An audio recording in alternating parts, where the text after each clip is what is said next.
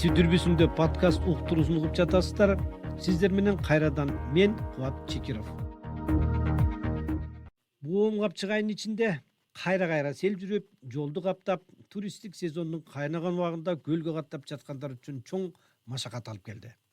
Социалдык тармакта бул жолду салгандарды тилдеп жатышканда, биз бул жолду долбоорлогон мекеменин адистери менен жолугуп, климаттык өзгөрүүлөрдөн улам тоо арасындагы тоорган күтүлбөгөн коркунучтар болуп жатканын билип келдик.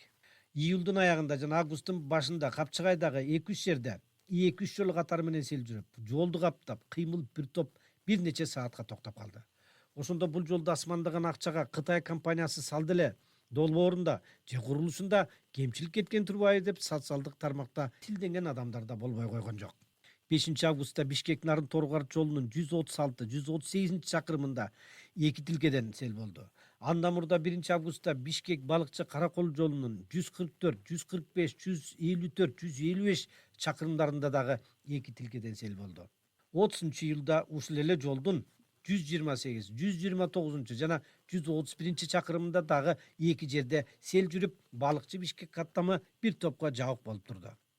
Ал ортодо өзгөчө кырдаалдар жана транспорт министрлигинин адистери, жумушчулары сел жүргөн участокту изилдеп көрүп, тазалап, эми мындан ары кандай чара көрүштү акылдашып жатканы кабарланды. Кыргызстандагы көп жолдорду, анын ичинде Боом капчыгайын өрдөгөн кан жолду дагы долбоорлогон Бишкектеги Кыргыз жол транс долбоор институту мамлекеттик ишканасы. Ошондуктан бул жолдогу бүгүнкү кыйынчылыктардын себептерин жана жагдайын алар жакшы билет. Аталган институттун башкы директорунун орун басары Лев Алибегашвили бул жерде кеп, жолдун сапаты эмес, тоо арасындагы климаттык өзгөрүүлөрдүн күтүлбөгөн кесипеттери жөнүндө болуп жатканын билдирди. Понимаете, 5 минут шел дождь всего. Быйыл болгону 5 минут. мүнөт жааган жаандан ошондой сел жүрүп кетти. Сел жыл сайын эле бир жерде жүрө бербейт. Бул цикл менен боло турган көрүнүш. Анын кай жерден болоорун дайыма билүү оңой болбойт. Көрсө Боом капчыгайынын Кыз Күбө деген жеринде буга чейин деле мындай сел болуп көрбөптүр. Керек болсо жаан-чачын дагы сейрек болчу дешет.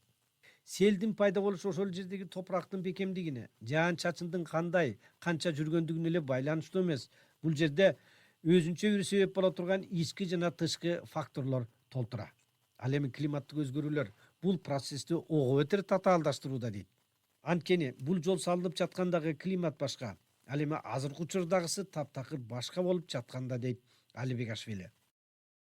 Горы – это особый мир. Вот. В горах Тоолор бул өзгөчө дүйнө. Анда татаал экзогендик процесстер жүрүп турат.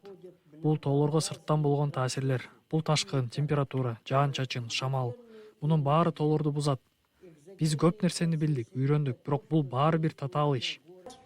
мы многое научились, но тем не менее это очень сложно. Сел демекчи Россияда, Казакстанда табиаттын бул стихиясын изилдеген атайын илимий адистер, өзүнчө бир тармак болгон институттар бар экен.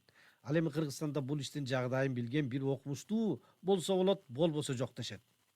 Бизге деген эмне болуш керек да, научный исследование жүргүзүш керек бул жерденчи. Бул жерден деген именно негизи селебиктер болот, селебиктер болуш керек да, специалисттер. Бизде мына Кыргызстанда андай жок, даже Кыргызстанда эле эмес, СНГде жок да, мындай көп селевой специалисттерчи. Илгери каралыш экен, анан кийин азыр Казакстан 2020-30 жылга чейин программа түзүп, ООНго киргизилген да, бул ООНдун немесинде каралган да, даже. Международный селевой ассоциация түзүлгөн. Деди институттун башкы директору Таалай Ашымбеков.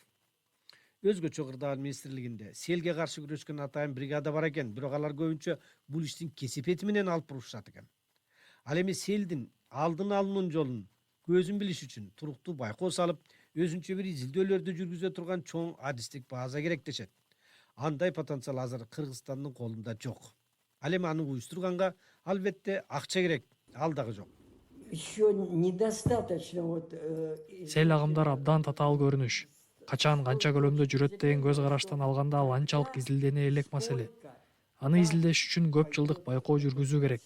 Ага туруктуу түрдө байкоо салып турган кызмат болуш керек. Изучить нужно, как правило, многолетние наблюдения. Дейт Лев Алибегашвили.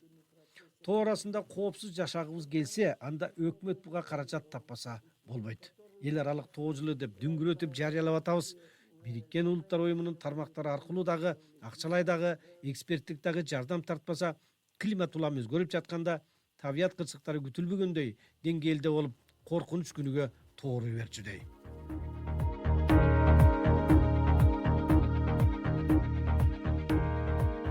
Бул BBC дүрбүсүндө подкаст уктуруусу болду. Аны мен Кубат Чекиров алып бардым.